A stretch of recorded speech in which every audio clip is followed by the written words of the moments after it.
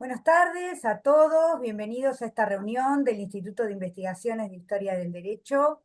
Es un gusto verlos a todos y especialmente le damos la bienvenida a nuestro querido Andrés Abel Rodríguez Villabona, a quien tuve el gusto de conocer, recién estaba haciendo memoria, si no me equivoco, nos conocimos en mayo en San Pablo, en el Congreso sobre Circulación de Ideas Jurídicas, organizado por nuestro amigo común Alan Rangel, Brook.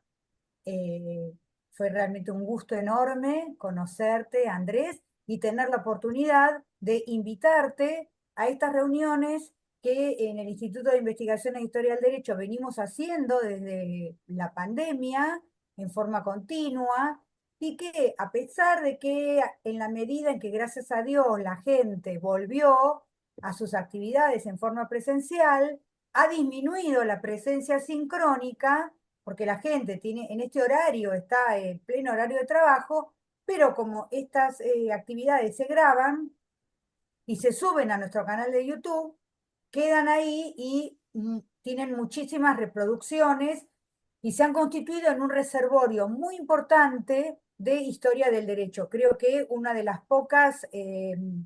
pocos canales exclusivos sobre historia del derecho. Así que estamos muy contentos de ese patrimonio que tenemos, que hoy se viene a aumentar con la presencia de nuestro querido Abel Rodríguez. Así que yo te voy a presentar a Abel, para los que no te conocen.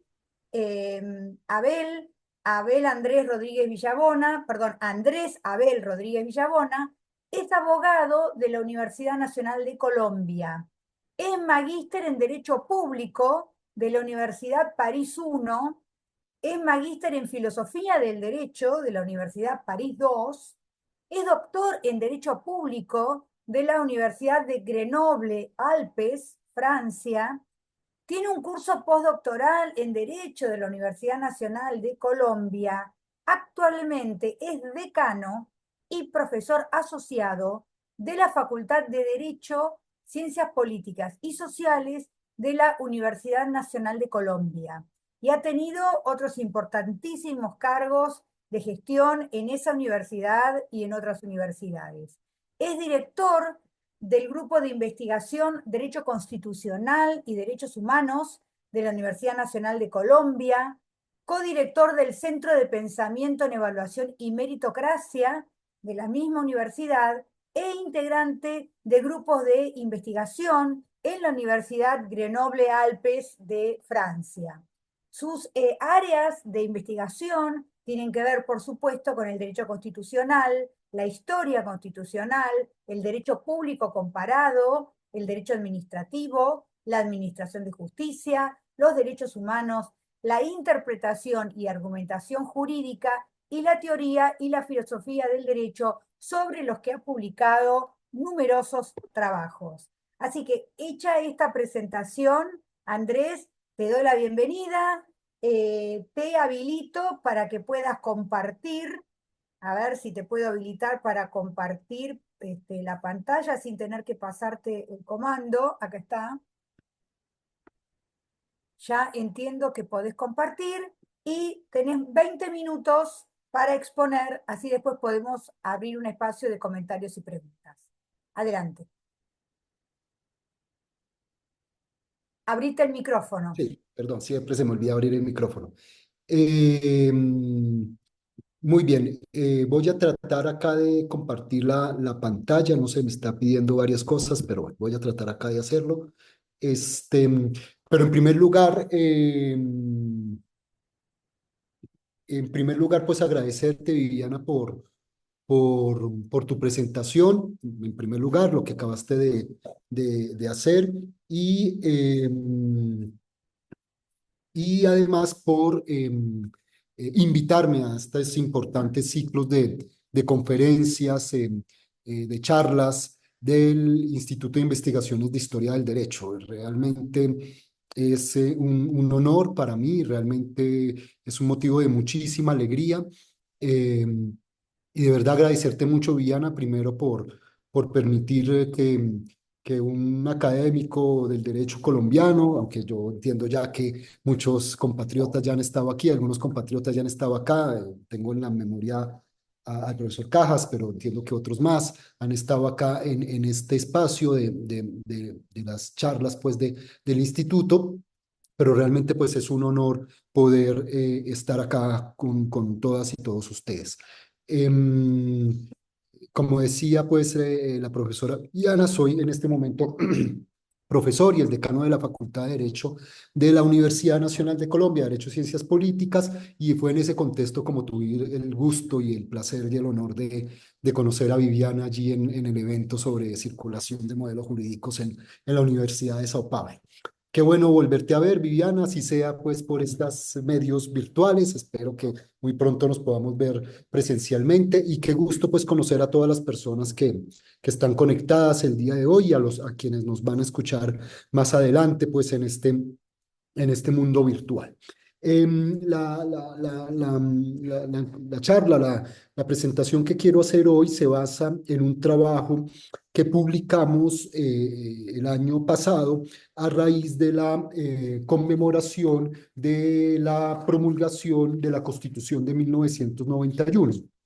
Eh, este trabajo comenzó a realizarse en torno a una serie pues, de conferencias que hicimos en el año 2021, 2021 sí, todavía pues bajo los efectos de la pandemia, y cuyos, más que memorias, productos de investigación, en artículos académicos se publicaron en una serie de 3 tomos que llevan como título La Constitución de 1991, el ideal en medio de la tormenta. Este texto, pero yo lo tengo aquí en la versión impresa, reúne pues trabajos de investigación de varias profesoras y profesores, estudiantes, egresadas, egresados de nuestras maestrías y doctorado, y pretendía hacer pues un aporte a la reflexión sobre la Constitución de 1991, que se promulgó pues en ese año, a raíz pues de sus 30 años. Fue un momento, digamos, 2021, 2022, de mucha producción en torno a la Constitución del 91. Nosotros nos tomamos un tiempo más para poder decantar y depurar y desarrollar pues trabajos investigativos que pudieran pues aportar a la reflexión sobre nuestra Constitución pues actualmente vigente. En el marco pues de ese trabajo, junto con el profesor David Armando Rodríguez, publicamos un artículo que se llama Entre reformismo y reacción, una tesis para interpretar la historia constitucional colombiana frente a la Constitución de 1991. Y allí lo que quisimos fundamentalmente hacer con el profesor David Armando fue tanto una reflexión historiográfica, ¿cierto?, sobre la historia constitucional, la historia política, ¿cierto? Sus desafíos, ¿cierto? Sus limitaciones en el contexto de nuestro país, y también plantear una tesis historiográfica explicativa de la evolución constitucional colombiana. Yo por eso pues había preparado una exposición, bueno, unas diapositivas como para guiarme y mantenerme en los tiempos. Voy a ver si lo puedo compartir. Vamos a ver, ustedes me dirán, eso espero. Creo que sí, ¿no? Creo que lo están viendo, ¿sí? Perfecto, Ah, perfecto. bueno, qué bien. No sé si eh, sale como un aviso, pero bueno, creo que ahí está, ¿cierto? Entonces, sobre todo para no pasarme del tiempo, voy a comenzar a contar los 20 minutos desde ahora, contando pues las presentaciones. Para no pasarme del tiempo, quise preparar pues estas diapositivas, ¿cierto? Para hacer estas reflexiones, presentarles estas reflexiones, producto de este trabajo investigativo. Como les decía, pues el objetivo de este trabajo que ustedes pueden ver publicado en este libro, hay versión electrónica del libro que ustedes pueden encontrar en la editorial de la Universidad Nacional, en la página de internet de la Universidad Nacional. Insisto, se llama La Constitución de 1991, el ideal en medio de la tormenta. Vuelvo y se los muestro. El objetivo de este trabajo en particular era, primero, pues, discutir, construir una tesis interpretativa de la historia constitucional colombiana, ¿cierto? Tomando entonces como punto de partida una crítica que ustedes saben muy bien, muy en boga en toda la historiografía, ¿cierto? En las ciencias históricas, en torno pues a una visión historiográfica de mucho calado, muy importante, que es la filosofía de las historias, ¿no? La filosofía de la historia tipo hegeliano, tipo Marx, ¿cierto? Y que por algunas circunstancias y motivos muy especiales, pues termina también impactando en muchas áreas del saber, entre ellas, pues, el ámbito del derecho, ¿cierto? La idea es criticar, pues, esa visión donde la facticidad, pues, se supone que es la realización de una idea absoluta que se despliega y da razón a un sistema filosófico. A partir de allí, entonces, tenemos una estructura básica en la cual primero pues hacemos alguna aproximación historiográfica. Aquí, por fortuna, tengo que decir que el coautor de este trabajo, el profesor David Armando Rodríguez, él sí es historiador, yo soy jurista, me interesan mucho los temas de historia del derecho, pero obviamente contar con ese diálogo interdisciplinar es muy importante y realmente pues el profesor David Armando Rodríguez pues haciendo su recorrido, sobre todo por el doctorado en historia, me ha permitido pues tener unos conocimientos de todos estos debates metodológicos, metódicos, historiográficos y justamente plantear este tipo de reflexiones sobre la historiografía en la historia constitucional colombiana. Aquí una pregunta que yo dejaría abierta, si estas reflexiones también se podrían aplicar para en el contexto de la historia, de la historiografía latinoamericana, del derecho constitucional y de la política en América Latina. Después hay un segundo momento sobre el que seguramente pasaré muy rápidamente, que es una lectura sintética y esquemática de la historia constitucional en Colombia a partir de una serie de ciclos de reforma y contrarreforma, que es pues tal vez el componente grueso de nuestra investigación, para finalmente plantear algunas reflexiones sobre el lugar de la Constitución del 91 en Colombia frente pues a estos ciclos de reforma, de reformismo constitucional y de contrarreforma constitucional. Eso entonces, comenzamos entonces con estas premisas historiográficas, como les digo, se basan en una crítica de los modelos de las filosofías de la historia, que pues así estado, que fueron muy potentes estas filosofías de la historia, muy influyentes en el siglo XIX, ustedes saben, incluso entrando al siglo XX, ¿cierto? Que tienen un componente muy destacable, que es el de una historia laica, ¿cierto? Una historia que está marcada profundamente por la modernidad, ¿cierto? La historia en manos de la humanidad, ya no en manos de deidades o destinos, ¿cierto? Que salen pues de la voluntad humana, ¿cierto? Se plantea la tesis de la historia bajo el control de la humanidad, ¿cierto? De seres humanos, pero también un modelo en donde la historia se comprende como o alrededor del principio del progreso permanente hacia el futuro, en el que se realiza una idea trascendental que da sentido a cada etapa. Pues ustedes saben muy bien que tal vez del autor fundamental en esta filosofía de la historia es Hegel, ¿cierto? Aquí pues en la portada de la edición de 1821 de Filosofía del Derecho, o de Fundamentos de Filosofía del Derecho, ¿cierto? Y cómo este autor, pues, a pesar de que va también a ser muy criticado desde el punto de vista político, desde el punto de vista filosófico, desde el punto de vista jurídico, por supuesto, pues su filosofía de la historia va a tener un muy profundo impacto, ustedes lo saben bien, durante el siglo XIX, particularmente en autores, en un autor, pues, que obviamente también en este caso es un referente, que es Karl Marx, ¿no? Esa influencia, pues, de la filosofía de la historia nos permitiría afirmar entonces que, de acuerdo con esta concepción, pues hay una especie de destino permanente al que todo proceso social, político, jurídico, pues pretende llegar, ¿cierto? Y donde cada fase, pues es una forma decadente, inacabada, incompleta del presente y que en todo caso el presente es peor que el futuro porque el futuro es la mejor realización. En el caso de Hegel, pues de la libertad, ¿cierto? También lo planteaba Marx, ¿cierto? Y cómo esa línea historiográfica pues va a marcar, yo diría, muchas investigaciones, muchas obras sobre historia, no solamente en el ámbito pues digamos, propiamente de la filosofía, sino particularmente, que es lo que nos interesa, en el ámbito del derecho, ¿cierto? Frente a estas visiones de las filosofías de la historia, ¿cierto? Pues muchos autores comenzaron a contestar, a criticar. Aquí tomamos como referente otro autor de habla germánica, ¿cierto? Que es un autor, digamos, que ha creado mucha controversia también, tenemos que reconocerlo, von Ranke, ¿cierto?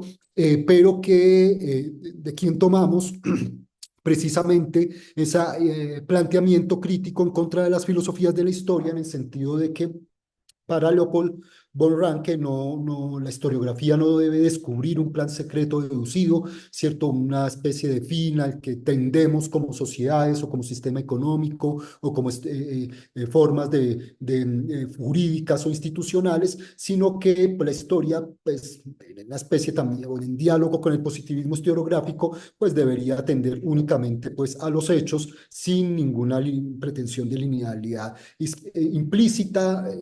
Pero aquí ya separándose del positivismo historiográfico, von Ranke pues muestra que el azar, la contingencia, lo imprevisto, pues también tiene un lugar en la historia, que obviamente se sale de cualquier concepción de linealidad y por supuesto esos ajustes políticos o jurídicos pues son temporales, no necesariamente son el reflejo de un pasado que inevitablemente conducía a este presente o un futuro, ¿cierto?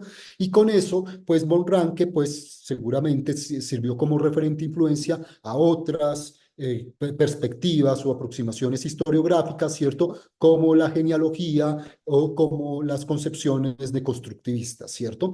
Ya pues en una renovación de los parámetros historiográficos notables y muy importantes, ¿no? Aquí menciono nombres como Heidegger o como Foucault, Heidegger apoyado en Dietrich o Foucault apoyado en Nietzsche, en donde pues esa reconfiguración, esa deconstrucción de los parámetros historiográficos se hace muy evidente, ¿cierto? Entonces, a partir de estas muy breves consideraciones historiográficas, por supuesto, nunca me atrevería a hacer a posar pues de historiador, ni mucho menos, pero sí creo que este diálogo entre la historia del derecho con los debates historiográficos, la historia de las instituciones con los debates historiográficos, es sumamente importante y enriquecedor. Pues con base entonces en estas consideraciones, les decía, pues hacemos una crítica de la historiografía del derecho constitucional, particularmente en Colombia, que intuimos también podría tener alguna relevancia para otras historias constitucionales de nuestros países de América Latina. Es decir, con base en estas consideraciones de la crítica a la filosofía de la historia, pues cuestionamos esas narraciones lineales, acumulativas, conforme a las cuales la historia constitucional muestra un progreso generalmente en nuestras historias constitucionales. Insisto, estamos muy enfocados en Colombia, pero creo que esto podría también ser de interés a otros países, generalmente que arrancan con los procesos de independencia, ¿cierto? A principios del siglo XIX y va mostrando entonces una especie de lineal evolución hacia un perfeccionamiento de nuestras instituciones constitucionales y políticas, ¿cierto? Claro, yo entiendo que en otros países de América Latina esta linealidad pudo haberse visto impactada, convulsionada, por ejemplo, con lo que sucedió en varios países en América Latina a partir de los años 40, 50, con golpes de Estado, golpes militares. Entonces, el hecho de que en Colombia no hubiéramos tenido en estricto, o por lo menos no un golpe de Estado tan extenso y tan profundo, solo tuvimos el golpe de Estado de Rojas Pinilla, colabora un poco con esta linealidad de una historia constitucional que iba progresivamente avanzando, ¿cierto? Porque sí tuvimos esa experiencia y bueno, y también la dramática experiencia de la violencia bipartidista, como ya lo voy a mostrar. Pero a pesar incluso de esos fenómenos, ¿cierto? Sí notamos cierta tendencia a ver esta especie de construcción de una historiografía que muestra que cada etapa es mejor que la anterior y que proyecta hacia un futuro donde el derecho constitucional va a resolver los problemas de la sociedad y del país. en oposición a esa idea de progreso y de devenir, lo que nosotros planteamos es que los hechos de la historia constitucional en Colombia muestran, ¿sí?, ciertos periodos creativos, reformistas, impulsados por una idea de cambio y de transformación social y económica desde las constituciones y el derecho, pero seguidos entonces también de momentos de contrarreforma e incluso de desencadenamiento de violencia política. O sea, pareciera que nuestro país está es una especie como condenado a estos ciclos de reforma y contrarreforma, ¿cierto? Que se suponía, aquí voy a adelantar un poco a la conclusión, que la Constitución de 1991 iba finalmente a ponerle punto final a estos ciclos, y lo que encontramos es que, por el contrario, después de la Constitución del 91 también va a haber un ciclo de contrarreforma, ¿cierto?, que va a afectar muchos aspectos de la vigencia de nuestra Constitución. Todo esto entonces también pues determina una periodización diferente a la que normalmente pues los trabajos de historia constitucional colombiana planteaban, y también pues una hipótesis de análisis social en diálogo con el derecho constitucional, las instituciones y otros ámbitos de la historia. Con todos esos elementos, ¿cierto?, también tenemos en cuenta que no solamente estos ciclos de reformismo del reformismo constitucional y contrarreformismo tienen, digamos, variables internas o nacionales, sino que también dependen mucho del contexto internacional, ¿no? Es decir, que no solamente dependen de los factores de poder a nivel interno, ¿cierto? Obviamente de los debates doctrinales, jurídicos, por supuesto, legales, sino que también hay una dimensión internacional que nosotros pues en el análisis de los ciclos de reforma y contrarreforma constitucional pues tratamos de tener en cuenta, y por eso, como les decía, pues la Constitución del 91 pues afirmamos nosotros, al menos a maneras de conclusión preliminar, que también experimentó pues este ciclo de contrarreforma a pesar, digamos, de las grandes promesas que planteó la Constitución del 91 en su momento. Con base entonces en estos planteamientos, con estos presupuestos historiográficos, que obviamente pues están a consideración de todas y todos ustedes, pues hacemos una revisión, una reconfiguración de las periodizaciones que tradicionalmente se plantean para la historia constitucional colombiana, y hablamos de unos ciclos de la historia constitucional en Colombia que muestran precisamente esa especie de basculamiento entre el reformismo y la reacción, ¿cierto? Aquí este esquema de pronto se ve muy pequeñito, trata, digamos, de resumirlo. Aquí ya, por ejemplo, reconocemos que hay un punto que vale la pena poner de presente y que puede ser objeto de crítica, y es que pues partimos de la visión tradicional del comienzo de la historia constitucional a partir de las independencias, pero incluso en el mismo texto reconocemos que es imposible entender la historia constitucional de Colombia y de los demás países de América Latina sin los precedentes coloniales, sin los precedentes de la presencia de las instituciones de la corona española en América, y de la corona española y de la corona portuguesa en América. Que de hecho podríamos ver incluso que en algunos aspectos estos ciclos de reformismo y reacción pudieron también presentarse, lo digo de manera sumamente hipotética, no hemos tenido la oportunidad con el profesor David Armando de constatarlo, pero plantear también que hay ciclos de reformismo y reacción incluso en la época en que estos territorios, estas poblaciones, pues estaban sometidos a la corona española. Estoy pensando, por ejemplo, en la manera como se concibió hasta cierto punto las reformas borbónicas y cómo eso generó también momentos de contestación, de reacción, ¿cierto? Pero bueno, esto lo planteo, si todo el marco del trabajo es una hipótesis, esta parte todavía es más hipotética. Entonces, a partir de las independencias, pues encontraríamos unos ciclos de reformismo y reacción que nos permitirían, pues, al menos en el caso de Colombia, pues, verificar la hipótesis que estamos entonces planteando, llegando hasta la Constitución del 91, donde, pues, esto es más por el gráfico que utilizamos, pero no quisiéramos que se viera tan cerrado. Todo lo contrario, la Constitución del 91, como ya lo hemos dicho, también tuvo su ciclo de contrarreforma, ¿cierto? Más profundo en unos aspectos, menos profundo en otros, pero sí evidentemente ha habido cambios constitucionales que van en líneas diferentes al proyecto inicial de la Constitución del 91. Entonces, Muy sintéticamente, hago referencia a los alcances de la Revolución de Independencia y retorno al orden. Aquí pues hay una mención de algunos textos constitucionales claves de la época, tanto de carácter provincial, porque como sucedió en otros países del Cono Sur o en otros territorios del Cono Sur, pues estas independencias a raíz de la invasión napoleónica a España y todo el movimiento del juntismo tuvieron un fuerte carácter provincial, ¿cierto? O local. Aquí en lo que era el virreinato de la Nueva Granada, ¿cierto? Pues también tuvieron ese carácter y las constituciones fueron en principio provinciales, bueno, las actas de independencia y constituciones fueron en principio provinciales, pero muestran todos estos documentos un debate muy interesante que también se presentó en otros contextos de América hispánica, que es el debate sobre los alcances de la Revolución de Independencia. Aquí una pregunta que me parece fundamental y que por fortuna la historiografía más reciente en muchos países de América Latina ha abordado de manera muy profunda y muy detallada es el debate sobre el alcance de la revolución de independencia. ¿Hasta dónde se quería llegar?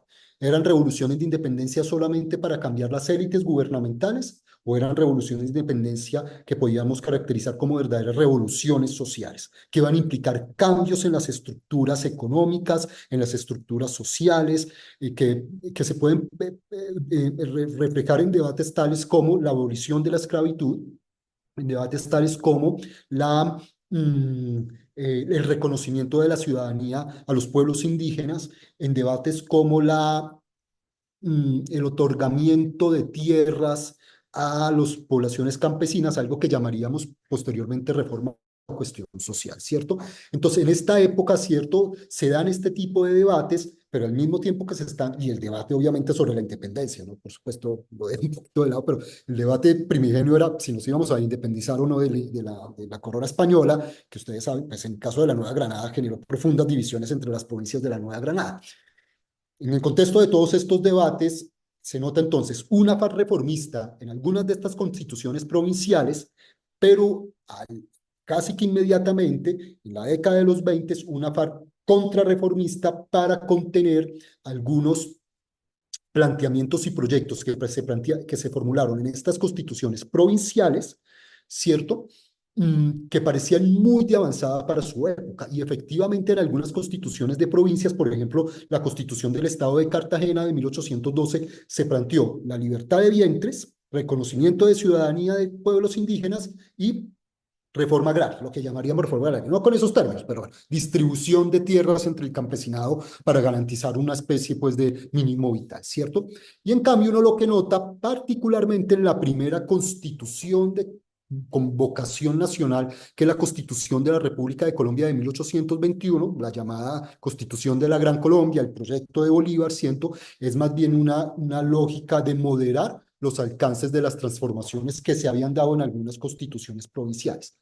Pero si eso lo podemos plantear, al menos de manera hipotética, para el caso de la Constitución de 1821, esto va a ser mucho más claro para las constituciones que se van a dar después de la desintegración de la Gran Colombia y la división de la Gran Colombia, pues, en tres países, ¿no? Colombia en el centro, que en su momento incluso se llamó Estado de la Nueva Granada, Venezuela y Ecuador. Y en ese momento, pues, Panamá hacía parte de Colombia. Andrés, Particularmente, Andrés, mira, este Zoom se va a terminar dentro de 3 minutos. caray. Entonces, vamos a salir y vamos a volver a entrar con el mismo link, así tenés tiempo para terminar tu Ay, presentación. muchas gracias, Que Viviana. Listo, perfecto. Es el mismo acá link. ya se está agotando, ¿eh? Es el Con el mismo mismo link. link volvemos a Listo. entrar. Perfecto, maravilloso. Buenas tardes, continuamos entonces con la última parte de la presentación del doctor Andrés Abel Rodríguez Villabona. Andrés, adelante, por favor. Muchas gracias, estimada Viviana. Vamos entonces si recuerdan, entonces habíamos quedado en que estos procesos constitucionales posindependentistas de carácter provincial, que habían mostrado algunos avances que podríamos caracterizar como de reformismo social, político, económico, pues se encuentran una especie de primera contrarreforma en las constituciones ya más de talante o de vocación nacional. Estamos hablando primero de la Constitución de la República de Colombia de 1821, de la Gran Colombia, pero sobre todo de las constituciones que siguieron a la división, a la desintegración de la Gran Colombia. Estamos hablando de el decreto orgánico de la dictadura de Bolívar, que termina pues de manera pues dramática y anticonstitucional pues la vigencia de la Constitución de 1821 y una serie de constituciones que algunas de ellas incluso inspiradas en el ideario de Bolívar pues van a tener un carácter, vamos a decirlo así, conservador, presidencialista, centralista, particularmente la Constitución de la República de la Nueva Granada de 1843. Son constituciones que en el debate que yo ahora planteaba sobre los alcances de la Revolución de Independencia, pues claramente iban en el sentido de mantener las estructuras de la sociedad hispana que la monarquía española pues había impuesto en estos territorios. Entonces este sería el primer ciclo de reformismo y contrarreformismo que encontraríamos en la historia constitucional colombiana, ¿cierto?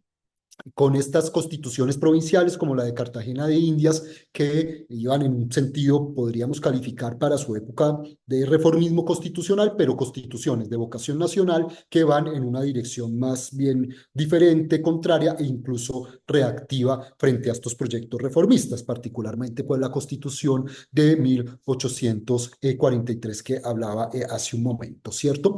Viene entonces un segundo momento de reformismo constitucional que va a estar muy marcado por el contexto internacional, por todos los movimientos revolucionarios que en Europa y América marcaron el año de 1848, ustedes saben, el año del manifiesto del Partido Comunista, el año de las revoluciones de Francia, de Bélgica, que tienen su impacto en el imperio alemán, bueno, en fin, y que en América también se hicieron sentir. Es lo que llamamos en la historiografía constitucional colombiana, política constitucional colombiana, la revolución de medio siglo, ¿cierto? Y allí pues unas constituciones con, digamos, un talante modernizador de superación de la herencia colonial, pues van a marcar la pauta precisamente de este ciclo de reformismo. Menciono pues particularmente algunas constituciones provinciales. Destaco esta, por ejemplo, la Constitución Provincial de Vélez. Vélez es una provincia que quedaba al norte de Bogotá, no en la costa Caribe, todavía en la zona andina. Fue la primera constitución, la primera constitución en Colombia y creo que en América en reconocer el voto femenino, ¿cierto? Lo que pasa es que la vigencia de constitución fue muy efímera y el voto femenino prácticamente no se pudo aplicar en la provincia de Vélez. Actualmente la provincia de Vélez queda en el departamento de Santander. Pero sí ya mostraba esa constitución, ese talante, digamos, de reformismo que se va a retomar en la constitución de 1858 y sobre todo en la constitución de 1863. Es una constitución que se convirtió en un referente comparado de un modelo de liberalismo radical donde se va a atenuar el presidencialismo, se va a implementar un sistema federalista, ¿cierto? Donde se va a abrir de todas maneras la economía de mercado con afectación de ciertos sectores productivos artesanos y campesinos en Colombia, ¿cierto? Y con una ampliación incluso del derecho al voto, sin todavía reconocerlo a las mujeres, a pesar del antecedente de la Constitución de la provincia de Vélez. Como reacción a esa constitución, vamos a tener entonces el gran proyecto constitucional del conservadurismo colombiano, que es la Constitución de la República de Colombia de 1886, ¿cierto? Una constitución que va en un sentido completamente diferente a la anterior, a la de 1863, producto de una guerra civil que enfrentó al Partido Conservador contra el Partido Liberal, pero bueno, con unas tendencias, el Partido Nacional, Gólgotas, Draconianos, bueno, no voy a entrar en estos detalles del debate político colombiano, pero sí destacar cómo la Constitución de 1886 va a marcar efectivamente un ciclo de reacción en contra de los proyectos reformistas de los años 50 y 60 del siglo XIX, ¿cierto? Aquí tenemos pues unas imágenes que les comparto, la Constitución de 1863 de los Estados Unidos de Colombia, pues, fuertemente federalista, se firmó en la ciudad de Río Negro, ¿cierto? En lo que es actualmente el departamento de Antioquia, mientras que la Constitución de 1886 se firmó en Bogotá en una asamblea pues fuertemente centralizada bajo el impulso del presidente Rafael Núñez, que es el que ustedes ven allí, ¿cierto? La Constitución de 1886 fue una constitución centenaria. No va a ser reformada sino hasta 1900, no va a ser cambiada, perdón, sino hasta 1991. pero que hay que reconocer que a pesar de esta vigencia de la Constitución de 1886, fue una constitución que experimentó reformas muy profundas, muy importantes, aunque mantenía algunas continuidades estructurales. Las primeras reformas que podríamos calificar en un sentido reformista las experimentó después de la Guerra de los Mil Días, que supuso la separación de Panamá de Colombia y tuvo un impacto político y social de enorme envergadura para nuestro país. Fueron las del acto legislativo. En Colombia llamamos así a las reformas constitucionales. Es, creo que un nombre casi que colombiano, porque en los demás países se llama reforma constitucional, ley constitucional. Aquí llamamos a los actos legislativos, a los actos reformatorios de la Constitución, actos legislativos, incluso todavía bajo la Constitución de 1991. Entonces, estos tres actos legislativos, el de 1910, el de 1936 y el de 1945, pues fueron reformas de la Constitución que trataron de moderar, atenuar el presidencialismo, el centralismo, introducir mecanismos de control al poder público mediante el derecho, notablemente la acción pública de inconstitucionalidad, de acción pública de inconstitucionalidad en la reforma de 1910, que faltando de pronto datos de otras partes, puede ser tal vez el primer intento de implementar en una constitución el control de constitucionalidad por vía de acción, incluso antes de la constitución de Austria, impulsada pues esa reforma Kolkese.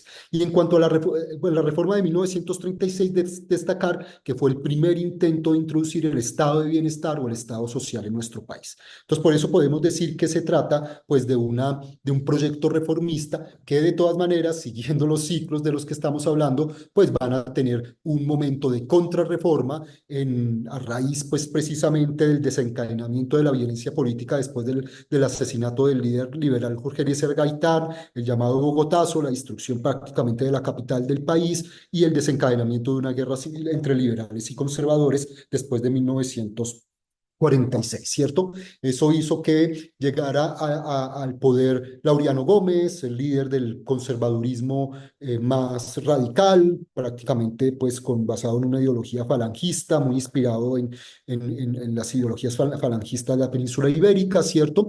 Hubo un proyecto de constitución corporativista y reaccionario en 1950, lo que pasa es que no se pudo aprobar porque dio un golpe de Estado el general Rojas Pinilla, ¿cierto? Que estuvo el poder durante varios años y al final de este periodo de la dictadura militar de Rojas Pinilla se aprobó un plebiscito en 1957 que supuso varios cambios en la Constitución en el sentido de reforzar el poder presidencial, reforzar el centralismo, moderar el reconocimiento de ciertos derechos sociales, ¿cierto? Y el Acto Legislativo 1 de 1968, que también va en la dirección de un reforzamiento del presidencialismo, de un reforzamiento del centralismo, una reacción contra los intentos de reforma agraria que se hicieron a raíz de la reforma de 1936, ¿cierto?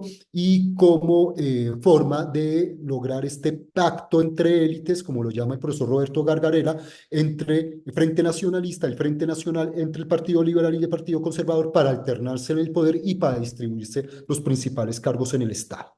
Entonces, frente a las reformas, ¿cierto? Del 10, 36 y 45, tenemos las contrarreformas, después del Bogotazo, después de la violencia bipartidista, después del golpe militar de Rojas Pinilla, en el plebiscito de 1957 y en el acto legislativo de 1968. Y quiero señalar un punto del plebiscito de 1957 que es una de las grandes paradojas de la historia constitucional colombiana.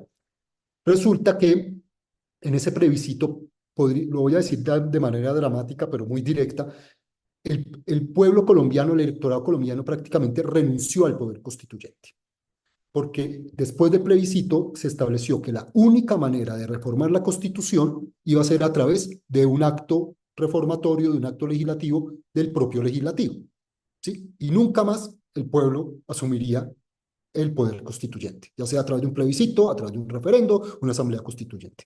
Les digo todo esto porque esto va a ser fundamental en la Constitución de 1991.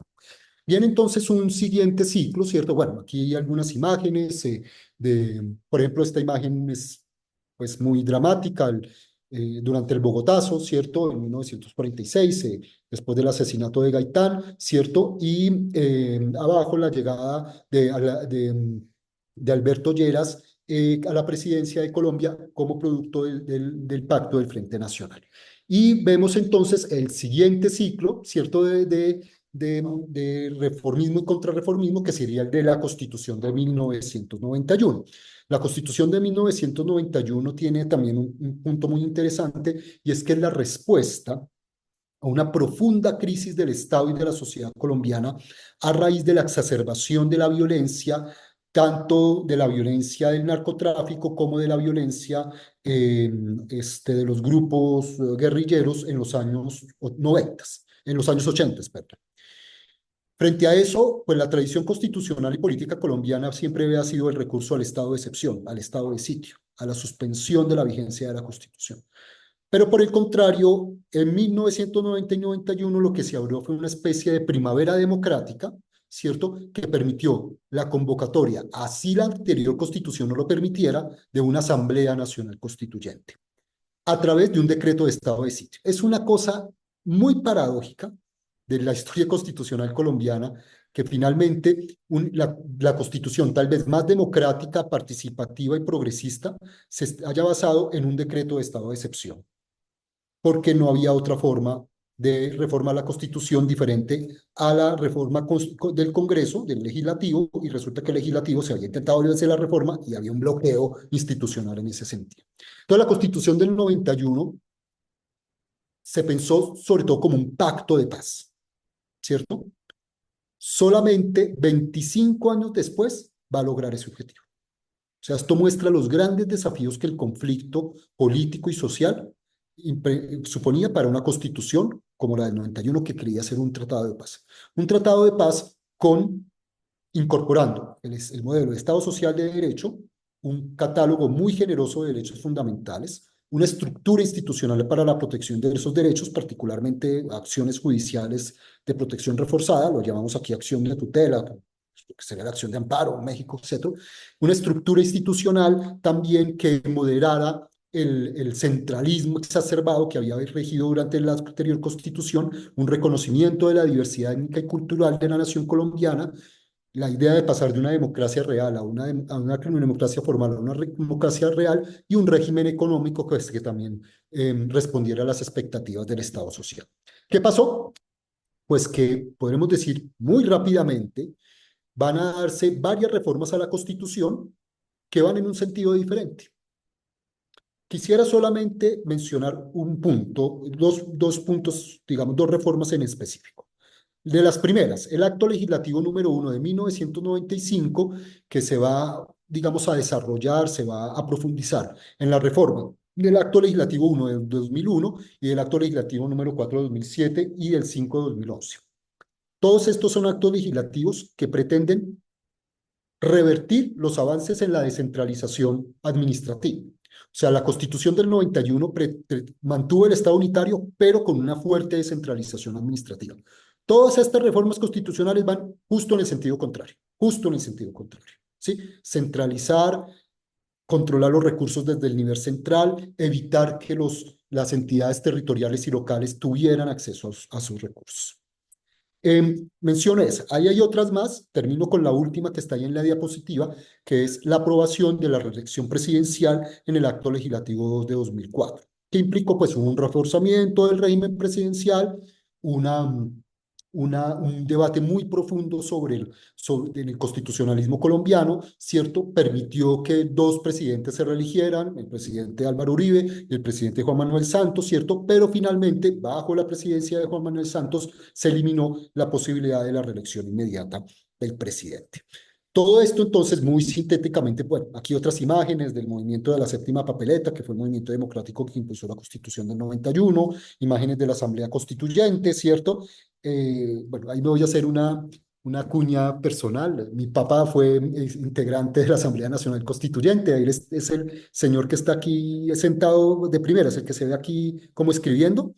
Es él, ese es mi papá, Abel Rodríguez. Él era solo Abel Rodríguez, yo soy Andrés. A mí siempre me toca ponerme Andrés Abel porque no me confunde con mi papá. Entonces, la Asamblea Constituyente, pues el proceso, pero también aquí vemos imágenes de lo que serían esas contrarreformas constitucionales, ¿cierto? Impulsadas, pues, en su momento por Álvaro Uribe, Juan Manuel Santos, ¿cierto? Esta es una imagen muy fuerte. Estos tres señores eran líderes de grupos paramilitares que llegaron al Congreso, pues, en el marco del proceso con estos grupos armados. Y también, pues, estas son imágenes ya sobre la regla fiscal en Colombia y cómo se le van quitando recursos a las entidades territoriales para em, este, reforzar el gobierno central. Todo esto nos permite, de alguna manera, pues, reafirmar en la hipótesis que les había planteado, ¿cierto? La Constitución del 91, pues, tengo que decirlo lamentablemente, ya desde una perspectiva personal, no logró salir de ese ciclo de reformismo y contrarreformismo constitucional, ¿cierto?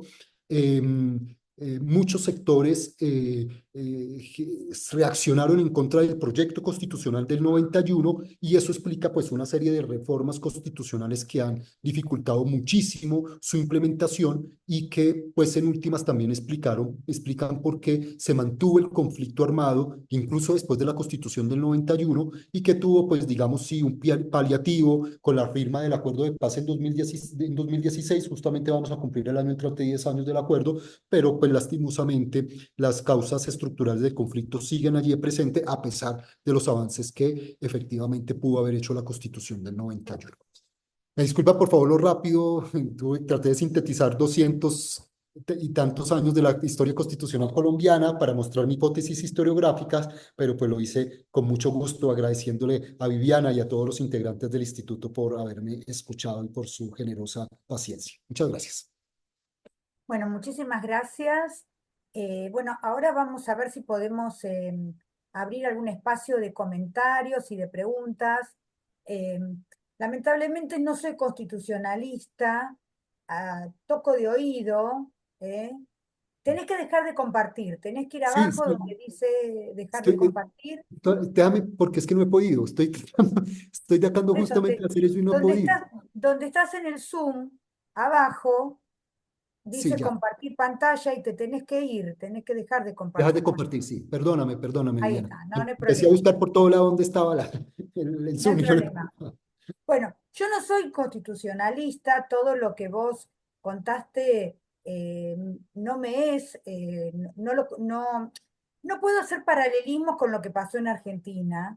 Tal vez acá, los que están presentes, que acá lo tenemos a Salvador Latorre del MUR de España, o Delia Bursi, que es de Córdoba, pero lo que yo infiero de lo que vos explicaste, podríamos decir que en Colombia, a diferencia de lo poco que yo conozco de Argentina, así como hubo un proceso de descodificación en Argentina, hubo un proceso de desconstitucionalización,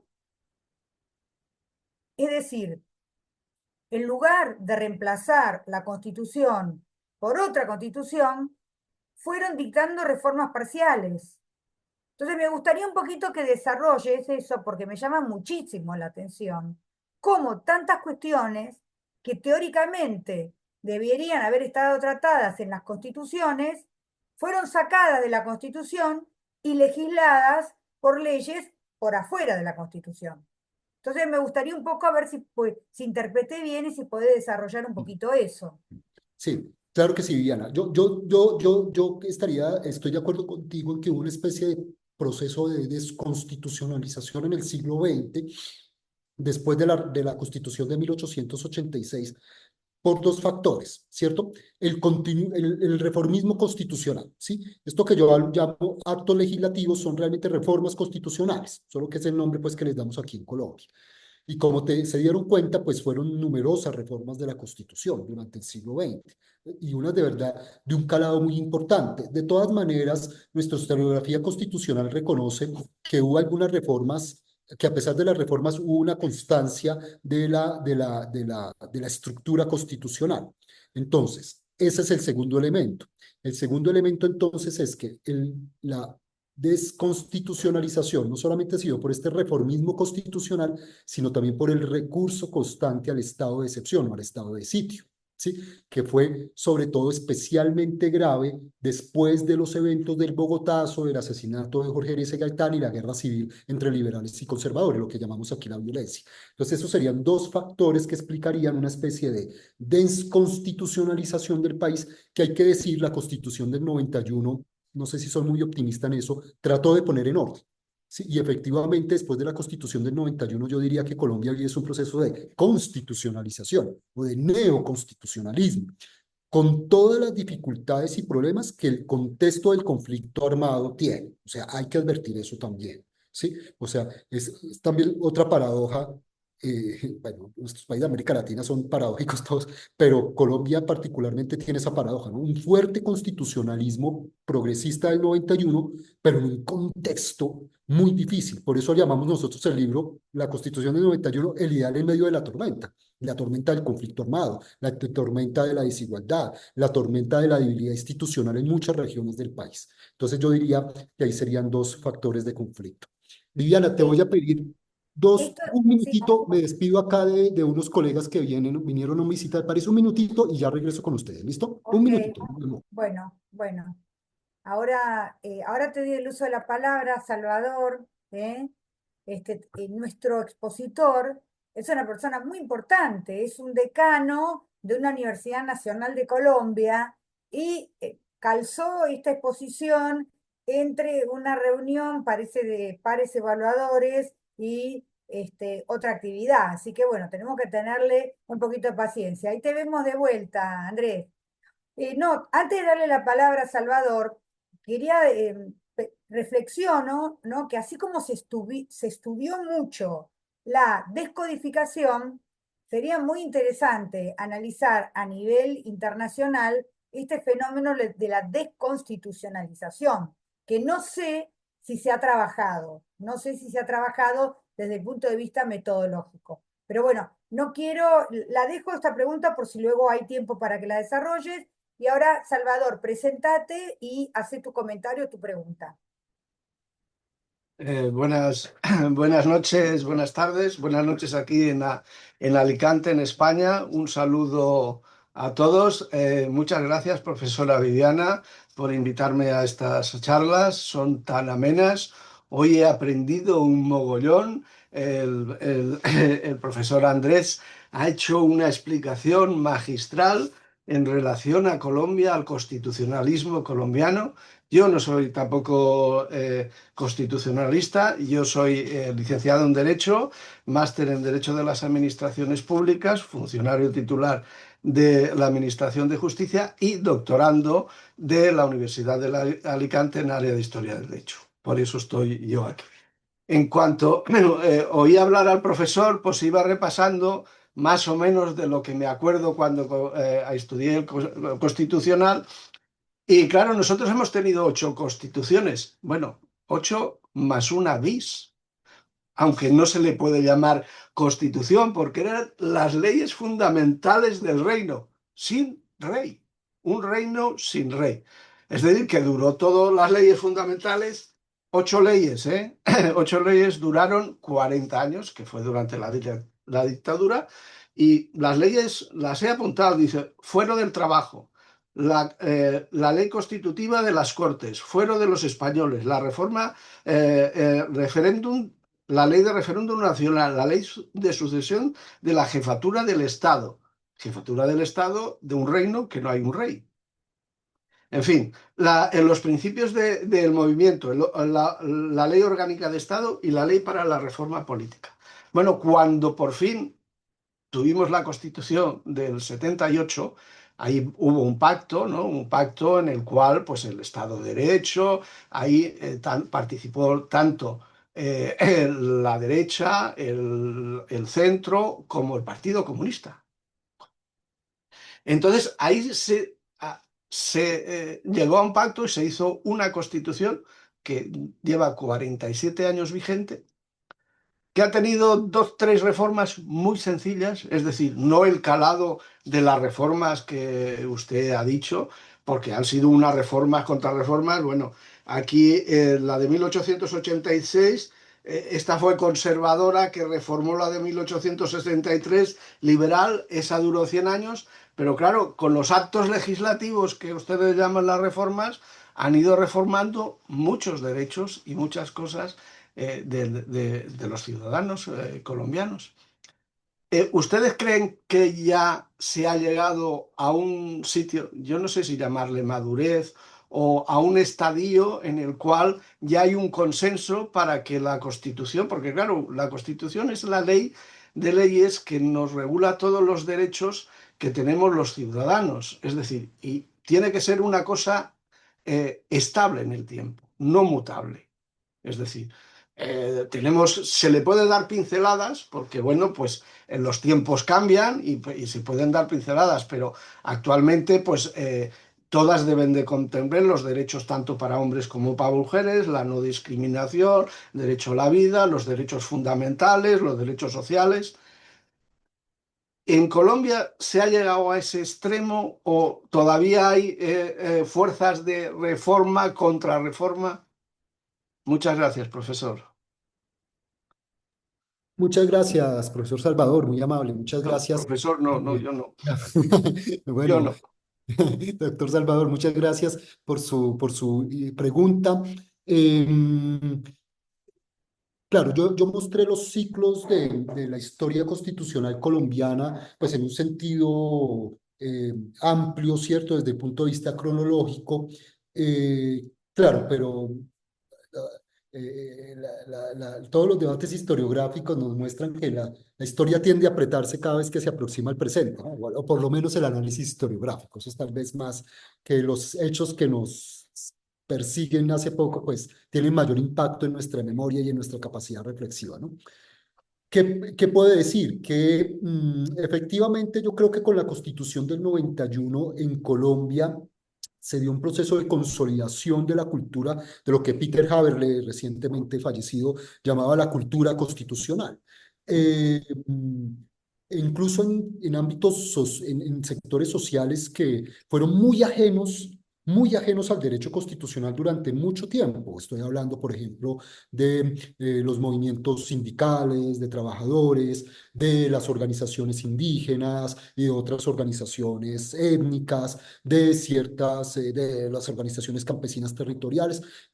Este tipo de organizaciones durante toda la década, durante todos los años, perdón, el siglo XX fueron muy ajenos al derecho constitucional, no les decía nada. La Constitución del 91 creó una especie de lenguaje de los derechos, ¿cierto? También allí citando a Pérez Luño, ¿cierto?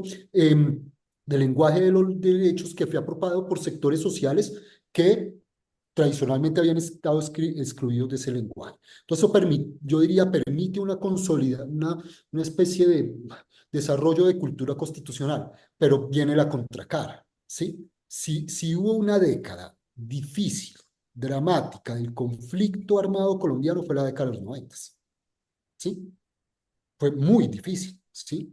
O sea, y ha sido realmente impactante en ese sentido. Entonces, estamos como en esa especie de paradoja que trató de cerrar, yo diría, el último intento de tratar de darle una reforma progresista a la Constitución de 91, serían los acuerdos de paz de 2016, particularmente el punto de la reforma agraria. Pero tengo que decirles que lamentablemente este ha sido uno de los puntos de menor implementación del acuerdo de paz, el acuerdo de paz con la antigua guerrilla de las FARC. Y tenemos un momento ahora, actualmente, de exacerbación nuevamente de la violencia política, y justo con elecciones presidenciales el año entrante. Entonces, quería ser un poquito más pesimista, pero más optimista, pero las condiciones políticas a veces de Colombia nos hacen recordar que todavía falta mucho camino por andar para lograr el final del conflicto, por lo menos en todas sus dimensiones. Lo hemos logrado en algunas partes, pero en otras todavía falta mucho por hacer. Muchas Muchas gracias, gracias. Salvador, por Bueno, su... Viviana, ¿puedo muchas preguntar? gracias. Sí, nos quedan 8 minutos. ¿Vos querías hacer Sí, algún sí, sí, sí, comentario, sí. Leandro? Eh, Quería preguntar, no sé si me perdí una parte porque justo estaba atendiendo otras cosas. El control constitucional en Ujú. Colombia, Sí, señor. ¿quién lo hace? Lo hace, en este momento lo hace. Porque ahí está, con Viviana hablaba del proceso de desconstitucionalización. Ujú. Acá en Argentina tuvimos nosotros una reforma en el 94, Sí, muy señor. bonita, muy hermosa, pero quedaron un montón de cosas por reglamentar y Ujú. nunca se reglamentaron. O sea, el tema de la coparticipación federal entre las provincias y la nación, nunca Claro. se reglamentó. Y hubo reglamentaciones de otros artículos que van contra el espíritu de la Constitución. Acá nosotros tenemos la Corte Suprema de Justicia como control constitucional último. No sé si hay otros países que tienen un tribunal constitucional aparte, entonces no sé cómo es el caso colombiano. Bueno, te pedimos, Andrés, que contestes brevemente, Muy porque ya nos brevemente. tenemos que despedir. Ah, de acuerdo. No, muy brevemente. Bueno, primero, la reforma del 91 está en ese ciclo de reformas, olvidé mencionarlo, de América Latina, entre las que está por la reforma del 94 en Argentina, o 93 en Venezuela, bueno, en fin, un ciclo de reformas, 89 en Brasil, si mal no recuerdo.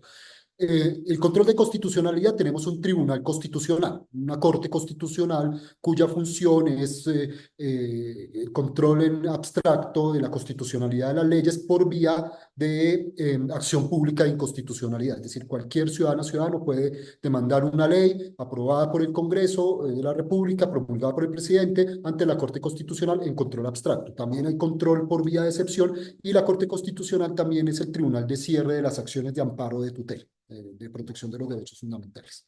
Sí, muy rápidamente. Bueno, muy bien, ya llegamos al final, así que a mí no me resta más que agradecerte, Andrés. Ha sido un honor tenerte acá en el instituto. Disfrutamos mucho de tu exposición, nos resultó muy interesante, todo nos lleva a lo que nos está pasando a cada uno en su país. Y bueno, te doy estos minutos para que vos también te despidas y seguimos en contacto. Y a todos los demás que están acá los esperamos el jueves que viene. Muchas gracias de verdad a ti, Viviana, por permitirme compartir estas ideas, estas reflexiones, producto pues de estas investigaciones. Un saludo pues a todas las personas que en este mismo momento nos acompañan, Salvador, a Delia, a Ivonne, a Carlos, a Leandro, Ivonne es a... compatriota tuya, ¿eh? Ah, qué bien, qué bueno. Ivonne es colombiana. Ah, bueno, muy bien, muchas gracias. A Víctor también, a Alexis, a Alba. Entonces, de verdad, y por supuesto un saludo muy especial a todas las personas que se conecten, que nos vean en próximas ocasiones. Viviana, quedamos con las puertas abiertas, la Universidad Nacional de Colombia, la Facultad de Derecho, Ciencias Políticas y Sociales, muy a disposición de todas y todos ustedes para que podamos sacar adelante proyectos de investigación conjuntos, foros, conferencias. Entonces, muy abiertas las puertas acá en Bogotá y en toda Colombia para todas y todos ustedes. Y muchas gracias de nuevo, Viviana, de todo corazón. Muchísimas gracias. Un honor para mí haber estado acá con el Instituto Gracias, de Investigaciones de gracias a Estudios. todos y seguramente vamos a seguir en contacto. Claro. Chao. Hasta luego. Gracias. Chao.